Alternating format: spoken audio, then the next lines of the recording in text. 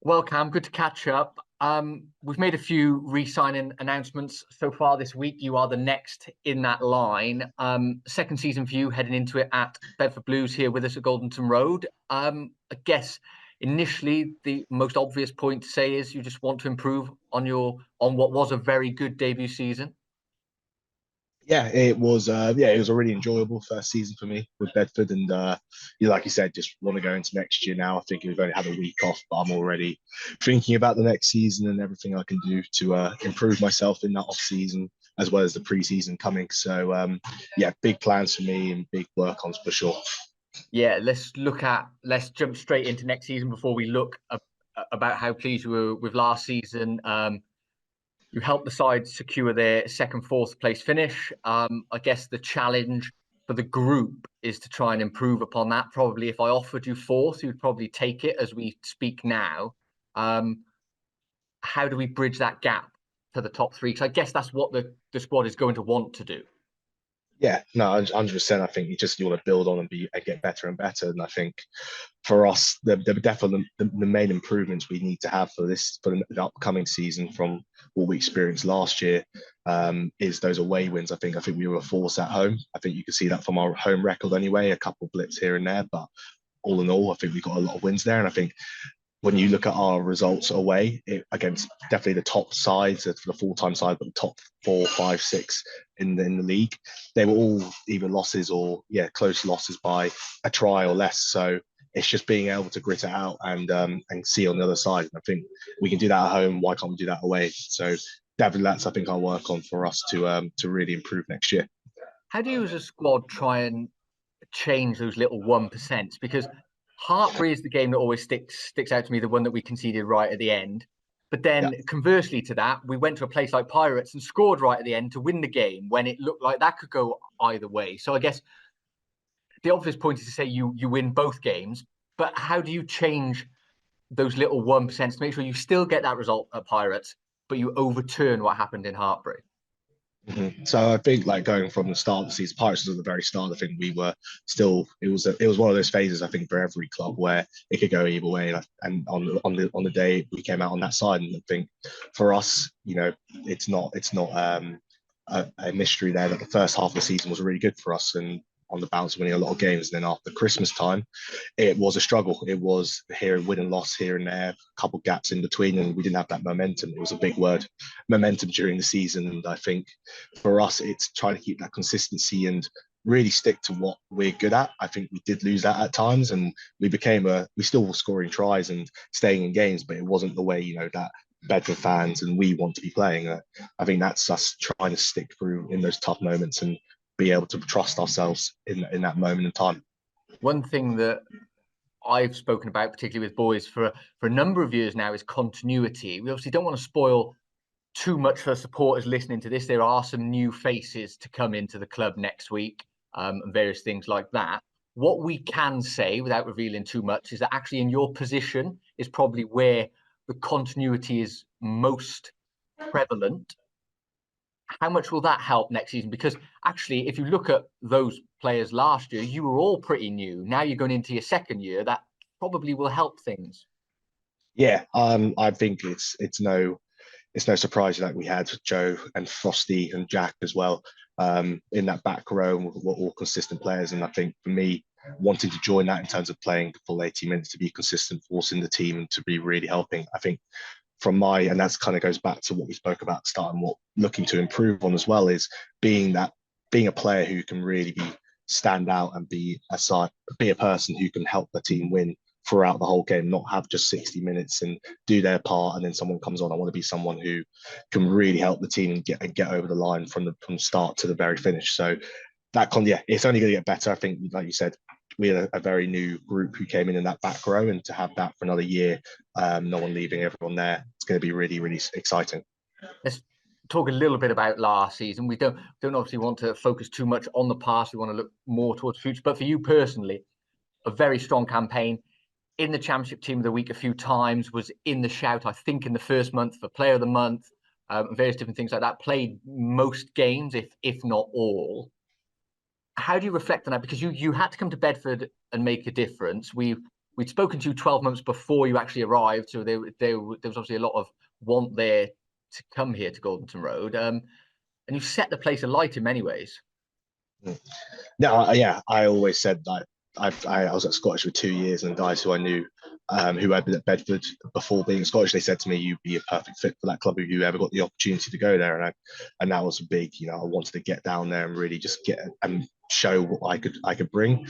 I think we had our first conversation before I joined the club, me and yourself anyway, that I wanted to prove my worth, and I hope I did so in that way. And for me now, it's just to really build and improve. I'm working on different ways. There's a lot of new exciting prospects for me in terms of this season coming, for the preseason wise, where I know I can get better. And so I'm just putting out there for fans to know that you'll be getting a new and improved Cameron King coming into the next season for sure. I'm sure they're delighted to hear that. When you talk about building and improving, it wouldn't be a secret for me to say this to you, and it'll make sense in a moment for the supporters. Sometimes I brief players when we have these interviews beforehand. We obviously brief about what we're going to talk about in terms of questions and that kind of thing. Sometimes I tell the players what Mike's said about them. Obviously, Mike gives quotes to every player. I've intentionally not told you what Mike's going to say because I want you to react instantly to it in terms of next season. You talk about that build and improve. His quotes were essentially or when the press release goes out, they are essentially along the lines of, he thought that you were the best player for the team up until Christmas, and potentially after Christmas, teams sussed out that we were using you as our main ball carrier, and has therefore challenged you to try and add additional strings to your bow, so it's not just obvious that we're going to send you as a crash ball through the middle. How do you respond to that, and what are the strings to the bow that you think that you can progress next season? Yeah, that's a nice comment from Mike there. And yeah, it's no surprise I came in as that ball carrying option. And yeah, I also saw it as well as being targeted more and not getting as many as the breaks and line breaks I was hoping for in that second half of the season. So for me, yeah, like you said, it's the carrying's obviously got to get better through the tough times as well as when we have that front football for sure. But for me, the defense, which I've worked a lot with Jim this year, and it's seen a massive improvement. He can tell you that for sure. But I want to be on the same level of Frosty, for example, in dominant tackles, and getting back to my jackling threat, which I had in my previous season before joining Bedford, and I kind of moved away from a bit.